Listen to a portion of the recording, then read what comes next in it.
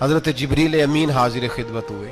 کہا ابراہیم کوئی حاجت؟ فرمایا تجھ سے کوئی نہیں. کہا چلو مجھ سے نہیں تو رب کریم سے ہی بات کر لو. تو حضرت ابراہیم کہنے لگے جبریل یہ بتا رب کو نہیں پتا اس کا خلیل کس حال میں ہے؟ میرے ہاتھ بندے ہیں پیر بندے ہیں آگ میں، اسے نہیں پتا؟ بتایا تو اسے جاتا ہے جس سے خبر نہ ہو. تو اگر اسے پتا ہے تو اگر وہ جلانے پہ راضی ہے تو میں بھی جلنے کو تیار ہوں.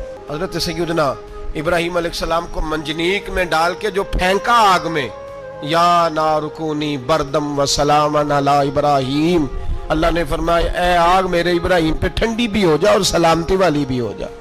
حضرت ابراہیم کو دو فرشتوں نے بٹھا دیا زمین پہ. پھول کھلے ہیں، کونپلیں مہک رہی ہیں، کلیاں خوشبو دے رہی ہیں. حضرت ابراہیم نے سر سجدے میں رکھ دیا. سبحان اللہ والحمد للہ ولا الہ الا اللہ واللہ اکبر. حضرت ابراہیم اللہ کی تسبیح پڑھنے لگے، رب کریم کا شکر بجا لانے لگے.